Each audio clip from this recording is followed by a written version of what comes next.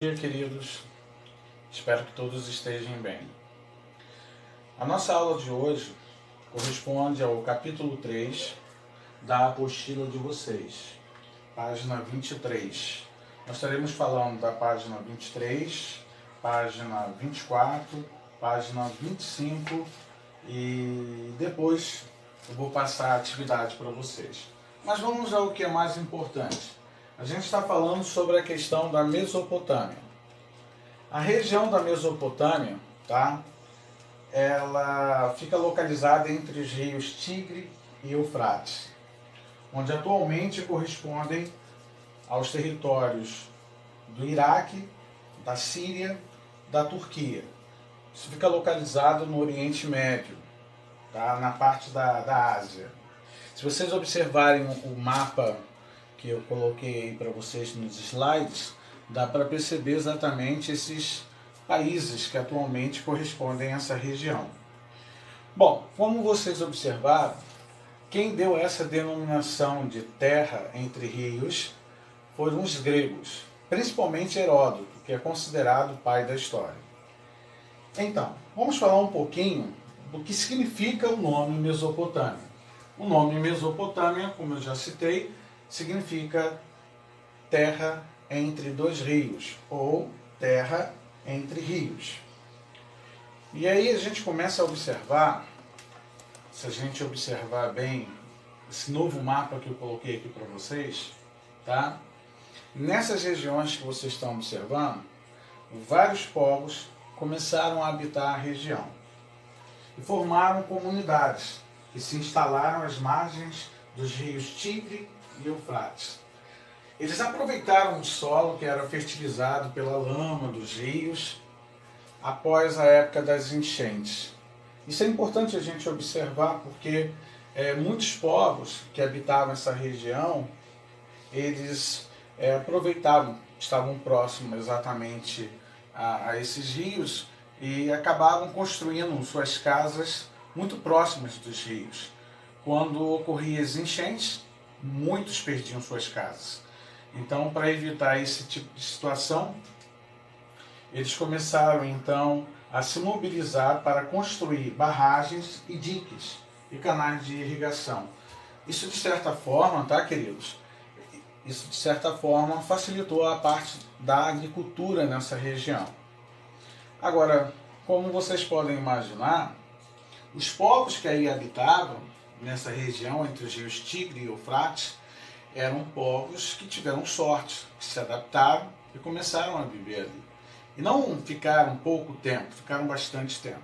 A gente vai falar de todos esses povos daqui a pouco, mas é só para fazer uma menção, que nem todos os povos dessa região da parte asiática, tá, tiveram sorte. Muitos habitaram regiões desérticas, ou seja, regiões de difícil acesso, não possuía rios como a região da Mesopotâmia. Então, os povos que habitaram a região da Mesopotâmia, eles vão ter muita facilidade, porque é uma região de planícies, é uma região plana.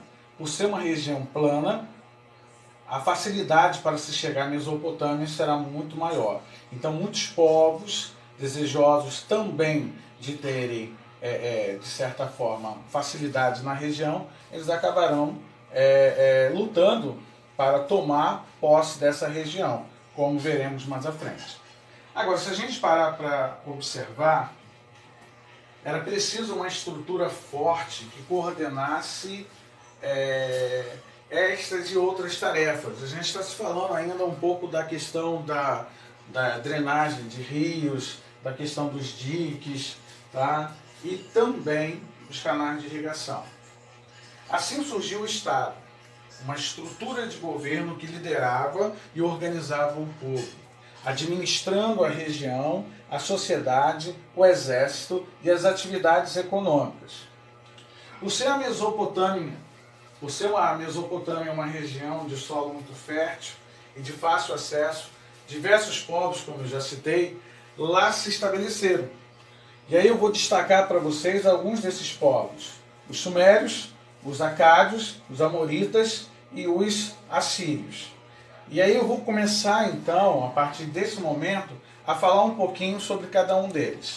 Essa imagem que vocês observaram agora corresponde ao rio Tigre, que é um dos rios mais importantes da região.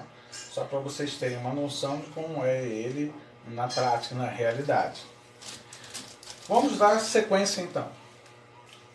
Bom, a Mesopotâmia ela pode ser dividida em Alta, Centro e Sul.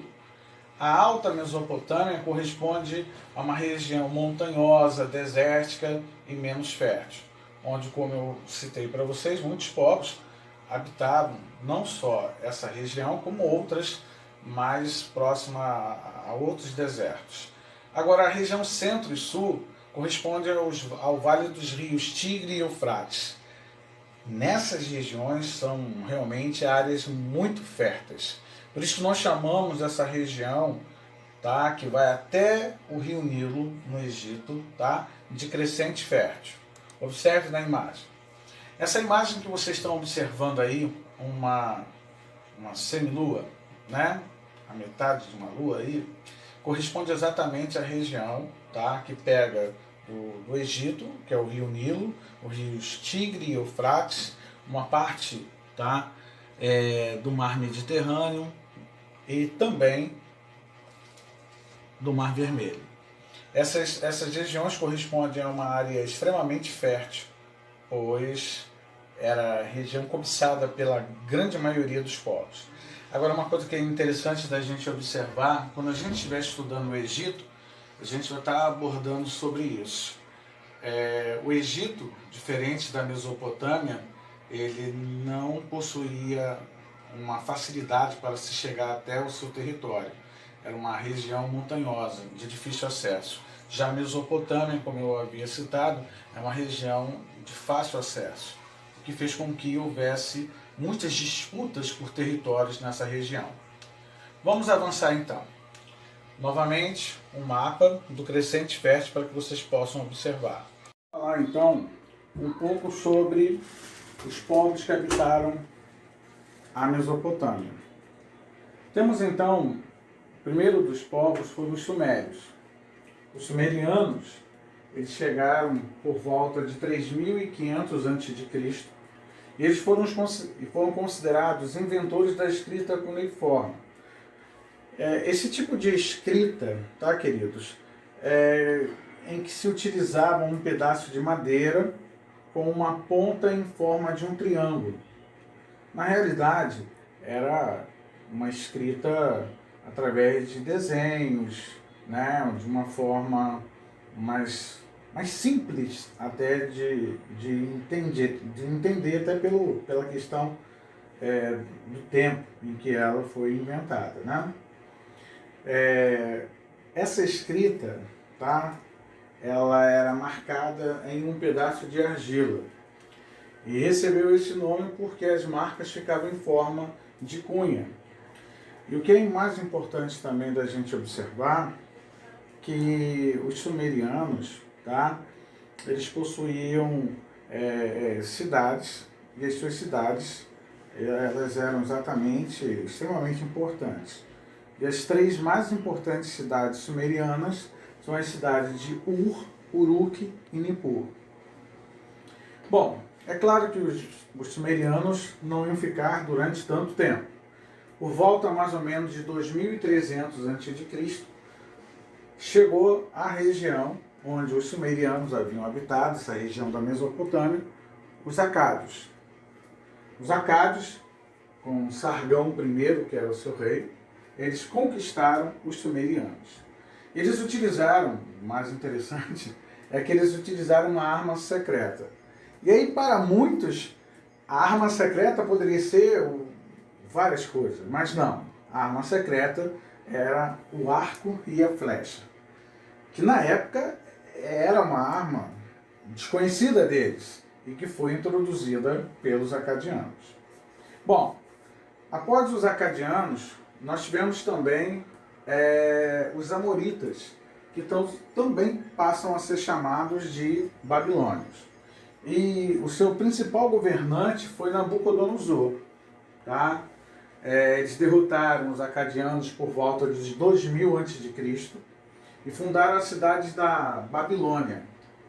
Como eu já falei, o principal governante era Hammurabi, que instituiu o primeiro sistema de leis escritas da humanidade, chamada de Código de Hammurabi. De acordo com esse Código de Hammurabi, os criminosos eram castigados da mesma forma pela qual cometeram os crimes. Essa forma de punição era expressa na famosa frase: olho por olho, dente por dente. O Código de Hammurabi também pode ser chamado de Lei de Talião. Na apostila de vocês, tanto na página 24 quanto na página 25, nós temos então alguns artigos dessa lei. Por exemplo, vamos analisar o artigo 229. Se um pedreiro edificou uma casa para um homem, mas não a fortificou, e a casa caiu e matou o seu dono, esse pedreiro será morto. Agora, se essa casa, que foi construída por esse pedreiro, a família foi morta, pois a casa desabou, caberá ao dono da casa, tá, que teve sua família morta por causa do pedreiro, ele vai fazer a mesma coisa com a família do pedreiro. Então a esposa e os filhos terão o mesmo fim que os filhos dele tiveram. Por isso que nós chamamos de olho por olho, dente por dente.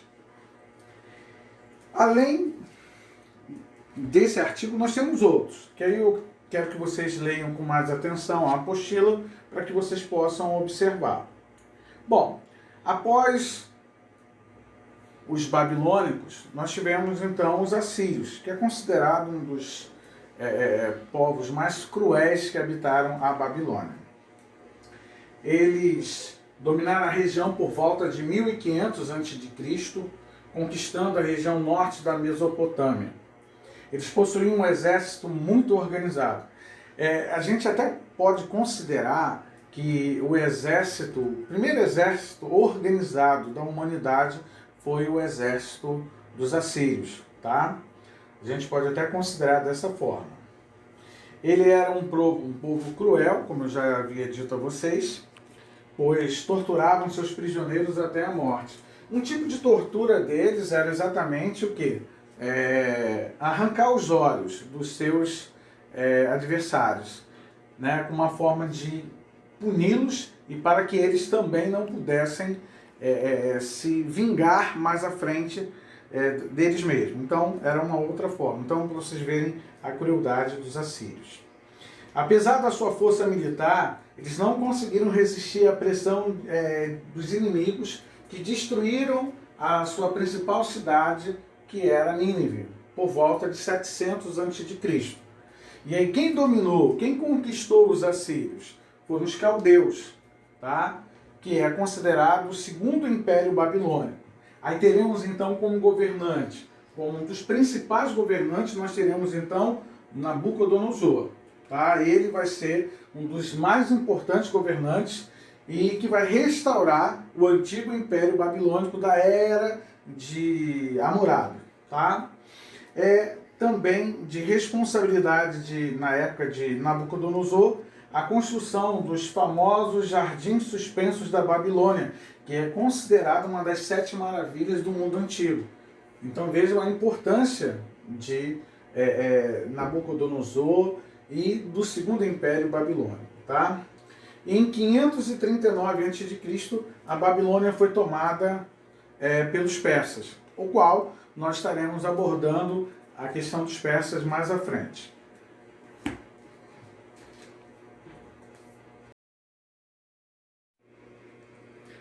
Bom, a gente vai falar um pouquinho sobre a questão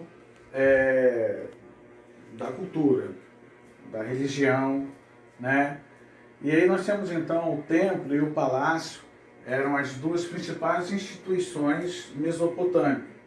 Elas pertenciam à tarefa de tributar e redistribuir os excedentes agrícolas. Essa era uma responsabilidade, tá, meus queridos, dos sacerdotes.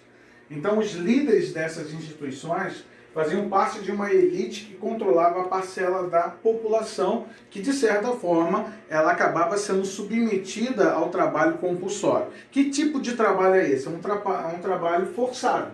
Eles são obrigados a trabalhar, pois os sacerdotes, os principais líderes, tá? Tanto do palácio quanto do templo, eles forçavam a população a trabalhar para que eles pudessem usufruir, né, de todos os benefícios.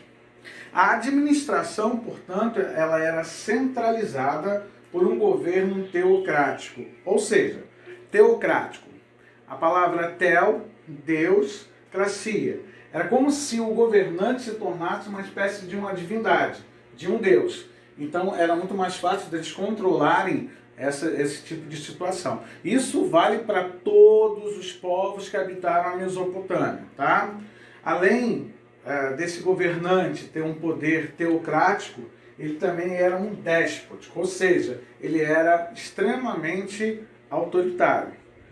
Ele governava com punhos de ferro mesmo, tá, para colocar a população sob o seu jugo. A religião era o meio pelo qual a população e os governantes mantinham laços. Os sacerdotes, pertencentes ao templo, eram dotados de funções políticas e os governantes pertenciam ao palácio.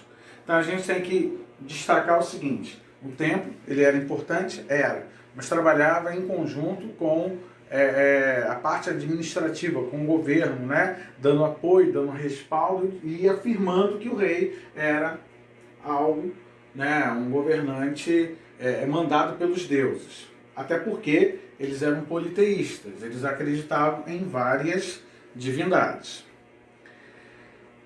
Esses povos eram normalmente politeístas, como eu acabei de falar, ou seja, acreditavam em deuses e ao habitarem zigurates. Esses zigurates, meus queridos, são templos em forma de pirâmides. Nas imagens que eu vou passar para vocês vão estar observando esses zigurates, tá?